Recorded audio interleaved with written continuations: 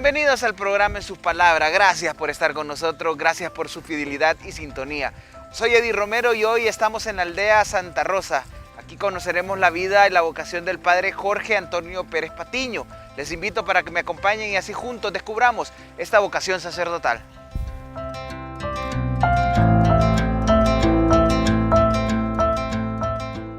Nos hemos trasladado a la aldea Santa Rosa, al sur de la capital de Honduras. Está con nosotros ya el padre Jorge Pérez Patiño en la sede parroquial de este lugar. Padre, gracias por recibirnos. Está consagrado a Santa Rosa de Lima, según sabemos. Sí, bienvenidos a ustedes, hermanos de Soyapa Medios, Eddie. Bienvenidos a esta cuasi parroquia. Ciertamente, como dice, la cuasi parroquia está patrocinada bajo el patrocinio de Santa Rosa de Lima.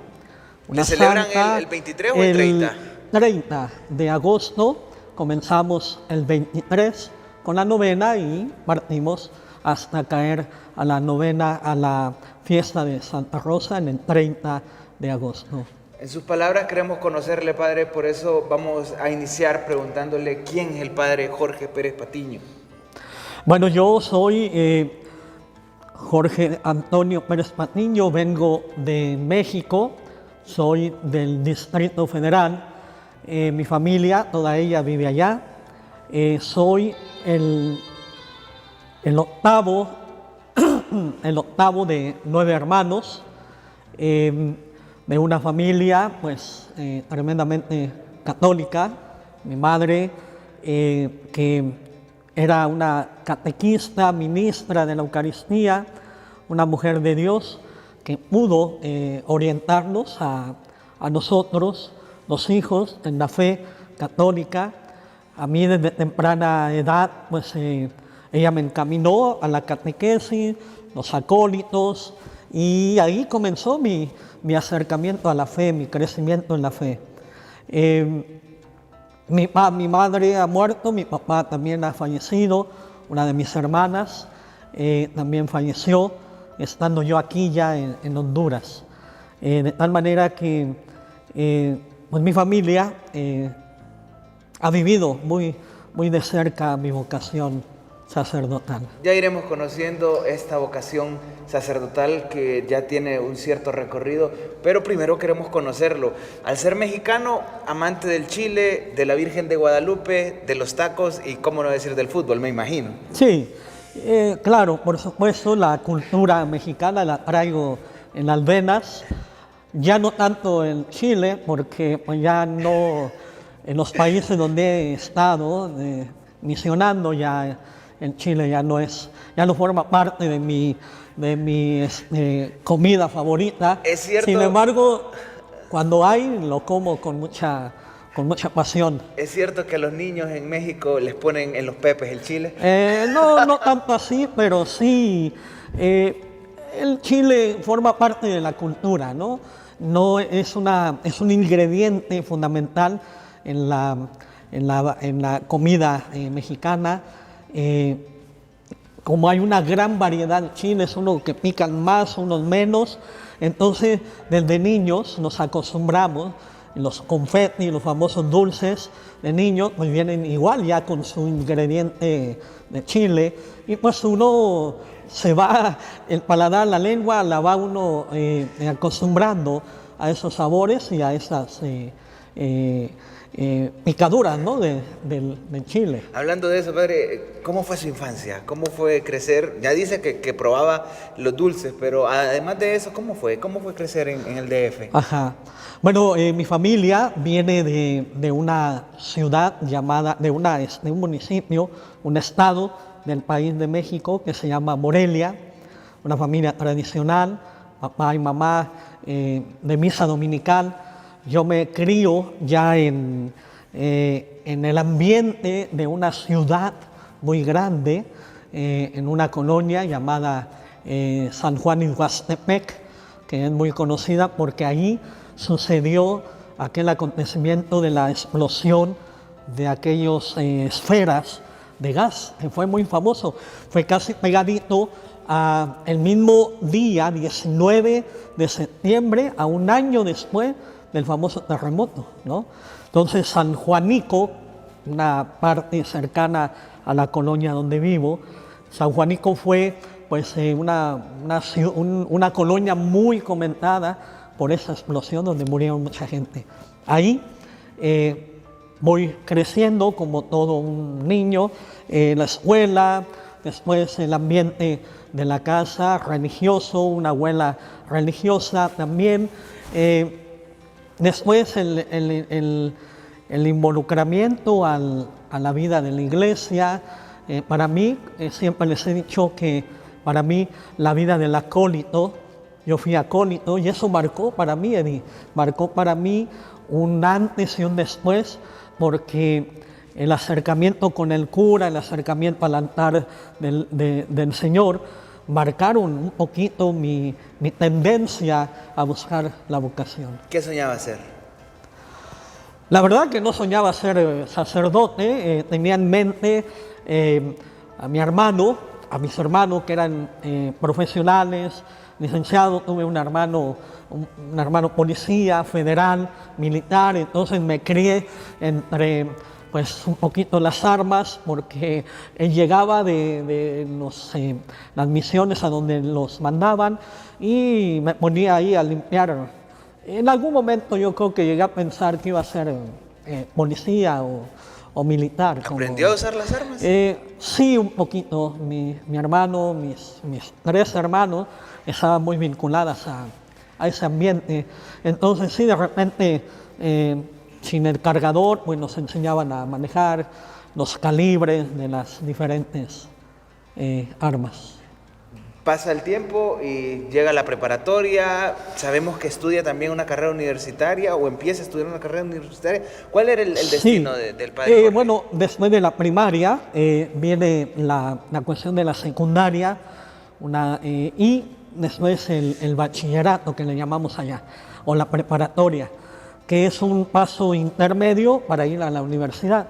Yo termino de estudiar la carrera preparatoria, y ahí comenzó como a tener un fuerte impacto en mí, un poquito el acercamiento del grupo juvenil de la parroquia, todavía no bien definido, pero me gustó que al entrar a la universidad me fui por la rama de las humanidades, ¿no? Un poquito tratar de terminar y estudiar psicología para poder encaminarme a esa rama de las humanidades que me gustaba mucho. Sabemos, padre, que conoce una espiritualidad que ya ahondaremos, pero ¿cuándo va surgiendo ya esto de la vocación o de plantearse algo más que estudiar psicología?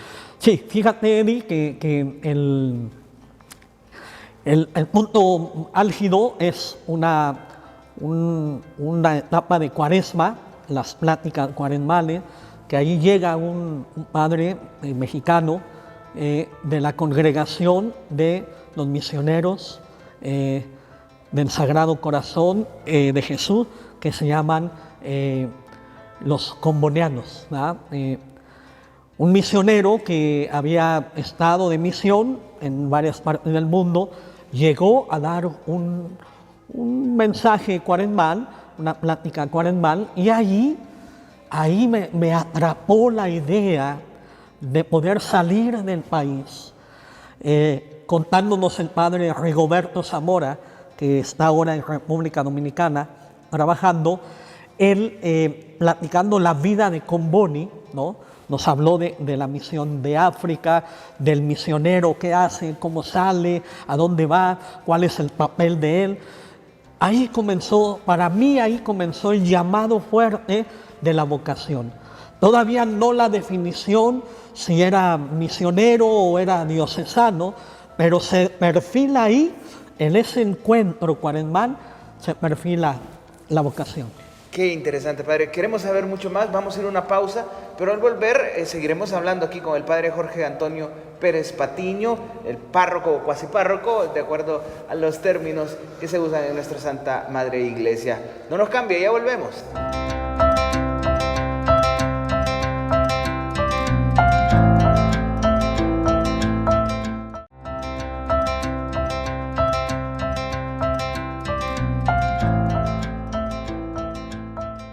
Seguimos aquí en la parroquia Santa Rosa de Lima, en uno de los pasillos, muy cerca a la capilla del Santísimo Sacramento. Padre, hemos visto que en la parte posterior hay algunas rosas de este lugar. Es muy significativo con Santa Rosa de Lima.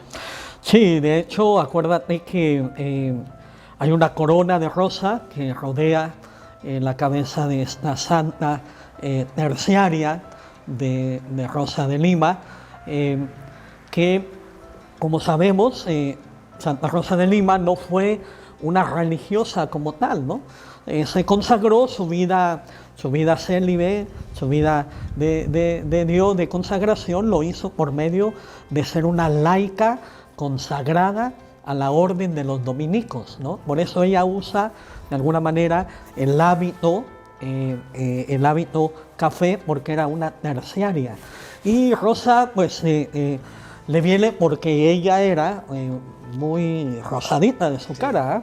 De hecho, en la parte de la entrada del templo hay un rostro original, ¿va?, de ella, de cómo era ella en vida, ¿va? La imagen que tenemos venerando a Santa Rosa de Lima como patrona, en esa imagen, pues es un rostro más o menos que se ha manejado durante tiempo, pero el rostro oficial de Rosa de Lima era este que tenemos ahí en un mitral. Y hablando de consagración, antes de la pausa, hablábamos de esta inquietud ocasional por consagrarse, de esta inquietud por seguir un camino con los combonianos, algo que aquí en Honduras no se les conoce. Ajá. Pero ¿cómo era la situación, padre? ¿A qué se dedicaban ellos y qué es lo que les llamó la atención? Sí, ok, el padre Rigoberto Zamora llega, como decía, a esas pláticas cuaresmales, y ahí comienza el enlace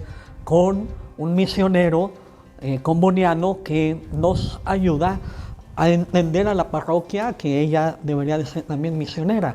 Mi acercamiento a él fue porque él era director de la famosa revista de los misioneros combonianos que se llama Esquila Misional, y Aguiluchos, una revista de niños de misiones. El padre me invitaba a ir ahí a donde estaban las oficinas, la redacción de esas dos revistas, y ahí comenzó mi acercamiento a los combonianos, a la vida religiosa, a la vida misionera, a qué se dedica un misionero comboniano, y pude iniciar ahí a conocer diferentes misiones en el mundo, especialmente en África, donde Daniel Comboni realizó toda su misión misionera, ¿no? Fue él un obispo consagrado a la misión por África, ¿no? Si tuviera 1000 vidas, decía Comboni, las daría todas por África. Era un lema de este fundador italiano. Comienza el proceso vocacional, comienzan las pláticas. ¿Qué decía la familia? Porque me imagino, no era común que si tenía novia, me imagino que la tenía, sí, quisiera dedicarse o ver por un proceso vocacional. Sí, bueno, en cierta medida cuando yo comienzo el acercamiento, lo comienzo sin el consentimiento ni el conocimiento de mi familia, ¿va? Porque el padre que yo había conocido, pues íbamos, lo frecuentaba de vez en cuando, platicábamos acerca de mis motivaciones vocacionales, de la búsqueda de la voluntad de Dios en mí, y pues ahí comenzamos el proceso vocacional, discernimiento vocacional. Comencé a acercarme al seminario de los misioneros combonianos y conocer a los formadores que llevaban la etapa preparatoria del seminario. Ingresa al seminario y ¿qué dice la familia? Cuando yo me decido entrar al propedéutico en Cuernavaca, Morelos, ahí estaba el propedéutico, pues yo me llega la carta de aceptación después de un preseminario, vengo y espero la respuesta de los formadores y me llega una carta que manifestaba mi aceptación a la vida del seminario. Yo me voy al seminario sin avisarle a nadie, porque me daba pena, me daba miedo de que mis hermanos, como eran tremendamente personas materialistas, no pudieran entender, no en el caso de mi mamá, porque mi mamá, una mujer de iglesia, una mujer entregada, tal vez me dio miedo, me dio pena, y yo solito me fui. Le dije a mamá que iba de vacaciones a un lugar en Acapulco, dirección Cuernavaca, y inicio el proceso. Cuando el formador a los 2 o 3 meses me pide la carta, Eddie, me dice: tú no me has dado la carta donde firma tu mamá y tu papá de aceptación. Y entonces ahí fue cuando me decidí a contar que no le había avisado, que me había venido así. Le dije que había tenido un poquito de miedo, de pena, y me dice: no, es hora de enfrentar la vocación. Él me acompaña. Pues la sorpresa para mis hermanos, para mis hermanas, para mi mamá, como una cosa tan grande no nos han dicho. Pues yo, además yo tenía miedo, yo no sabía si iba a aguantar o se me iba a regresar. Era un momento difícil en cuestión no de decisión, sino de saber qué va a pasar en el futuro, ¿no? Pasa este tiempo y concluye el proceso formativo con ellos, ¿o sí, no? Sí, ahí termino, después de esta aceptación de mi familia, del consentimiento, una lucha de mis hermanos. ¿Qué te pasa? Andas en crisis, no quieres tener familia. Y total, me voy, termino el propedéutico, inicio mi formación filosófica en la Pontificia de México, donde concluyo con mis estudios de filosofía, la licenciatura en filosofía, y después ahí mismo paso a formarme en el aspecto teológico, ¿no? La teología, ahí mismo en la Universidad Pontificia, y ahí es donde pues yo decido que me mandan al noviciado un año antes de iniciar el proceso de la teología, y ahí yo conocí a un sacerdote diocesano con el que hago una amistad grande, y él pues me habla acerca de la vida diocesana, y ahí comienzo a conectarme con la vida diocesana, con la vida misionera, religiosa, y pues eso me motivó a futuro, Eddie, a tomar una decisión de ser misionero, en esencia, vocación misionera, pero diocesana, ¿no? Encardinado a una sola diócesis y trabajar para el reino de Dios. ¿Cómo tomaron esta decisión los superiores? De repente, pues sí, igual fue un acompañamiento, porque no fue una decisión arrebatada, sino bien pensada. Meditamos con los formadores. Por primera vez yo había profundizado ya en la vocación diocesana, todo lo que conlleva, ¿no? En la vida religiosa de uno vive en comunidad, todo es en comunidad. Una vida diocesana es más un poquito en solitario, a lo mejor con algún vicario que uno trabaje, algún hermano sacerdote, pero generalmente la vida diocesana es un poco más en tendencia solitaria. Queremos hacer una pregunta, padre, y sí. es cómo termina aquí en Honduras. Esto y mucho más lo queremos conocer al volver de la pausa. Estamos aquí en el programa En Sus Palabras.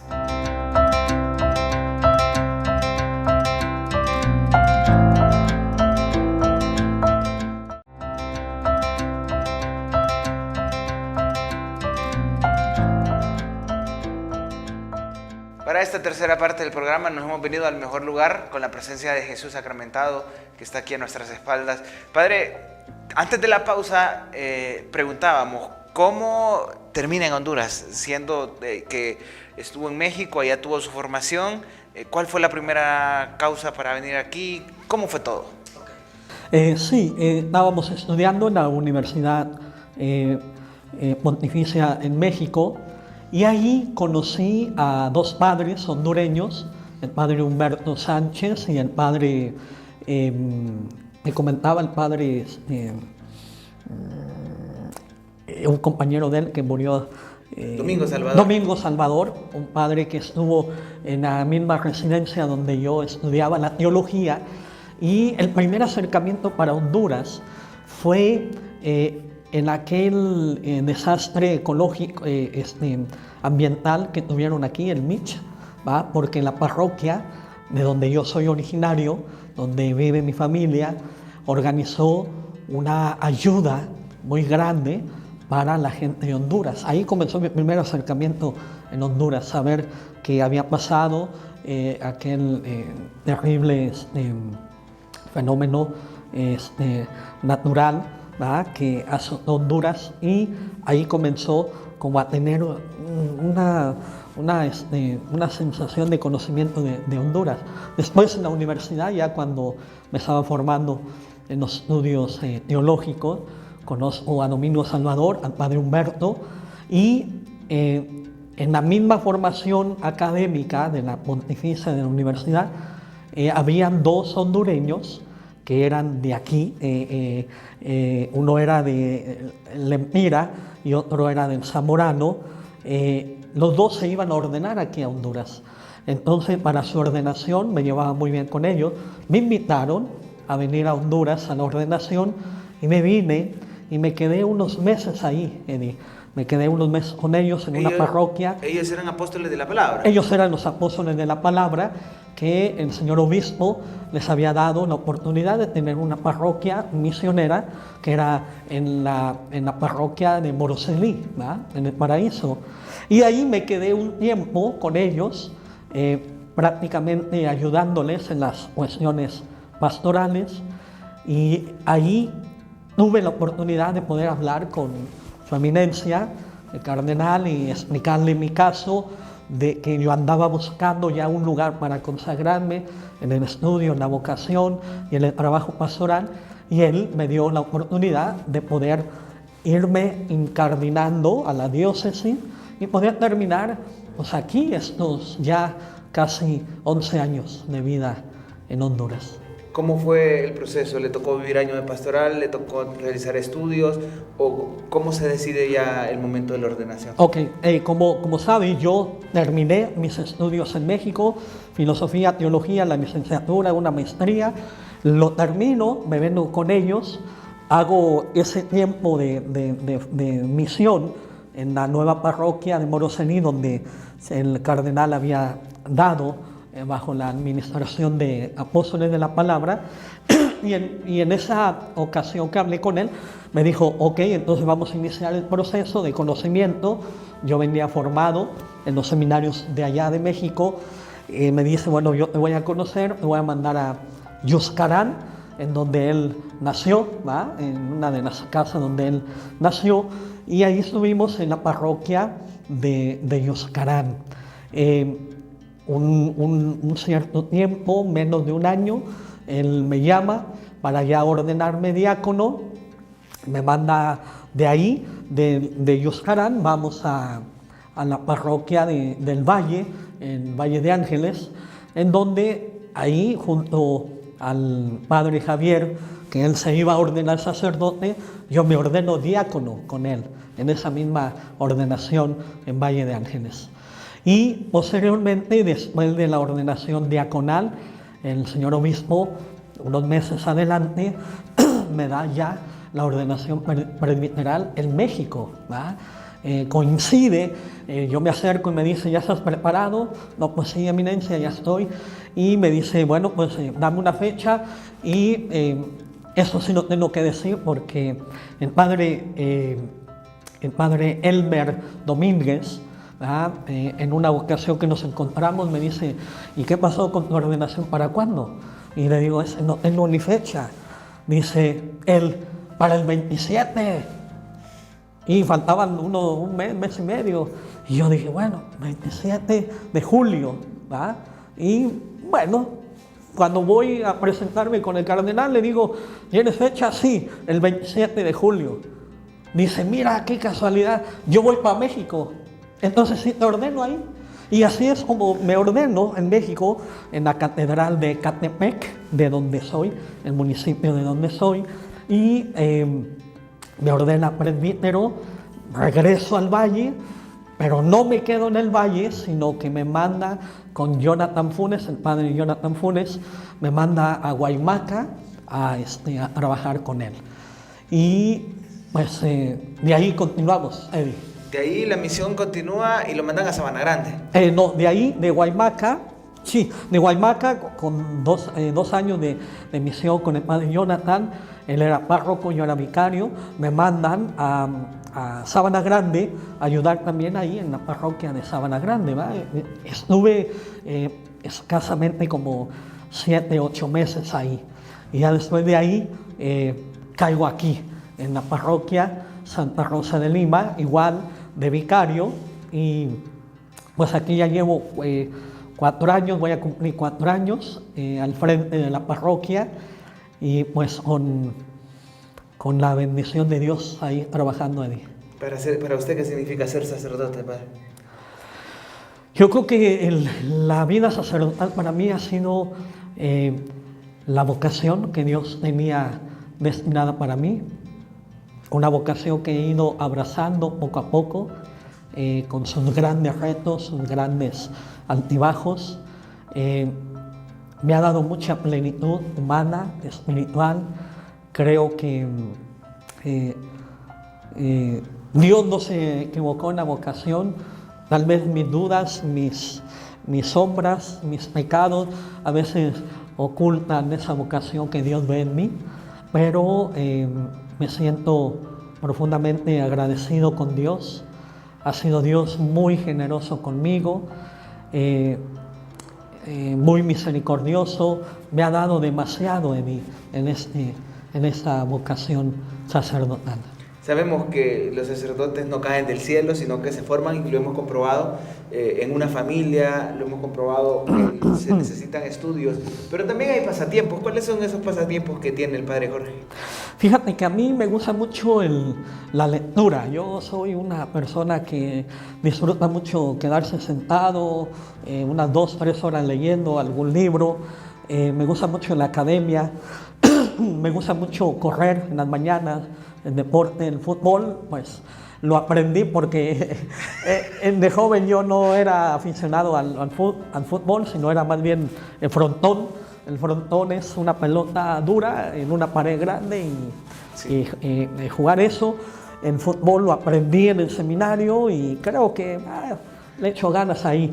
Mis pasatiempos favoritos es la lectura, un poquito el deporte, ya más de correr y también eso que mencionaban, ¿no? El grupo de vida sacerdotal, un grupo de hermanos que nos reunimos para compartir alegrías, compartir también nuestras aventuras pastorales, y el apoyo de los hermanos ha sido muy, muy grande. Lastimosamente hemos llegado al final de la entrevista, padre, pero no podemos concluir sin que usted nos regale la bendición. Sí, cómo no. Antes de todo, agradezco a Medios esta entrevista que han venido aquí a la parroquia Santa Rosa de Lima. Agradecerles el hecho de acercarse a la vida de un sacerdote, llegar a conocer un poco del proceso que llevamos durante muchos años, y con esta bendición quiero bendecir ese trabajo de Eddie, el productor, los que trabajan detrás de cámaras. Soyapa Medios, una bendición de Dios, un canal que permita a los fieles, a los televidentes, llegar a conocer un poquito a los sacerdotes. Les pido mucho sus oraciones por ese servidor y estoy aquí para servirles en esa parroquia, y con esa bendición pues le quiero pedir al Señor que derrame abundantes bendiciones sobre ustedes. El Señor esté con ustedes. Y con tu espíritu. Y la bendición de Dios Todopoderoso, Padre, Hijo y Espíritu Santo, descienda sobre ustedes y permanezca para siempre. Amén. Podemos ir en paz. Hemos conocido sobre la vida del padre Jorge Antonio Pérez Patiño, su vida, su ministerio, vocación. Creemos que así como las rosas son signo de la aparición de Nuestra Señora de Guadalupe, sean signo también del florecimiento de más vocaciones. Por eso le pedimos que siga rezando para que hayan más obreros en esta mies, porque la mies es mucha y los obreros todavía son muy pocos. Soy Eddie Romero, en sus palabras.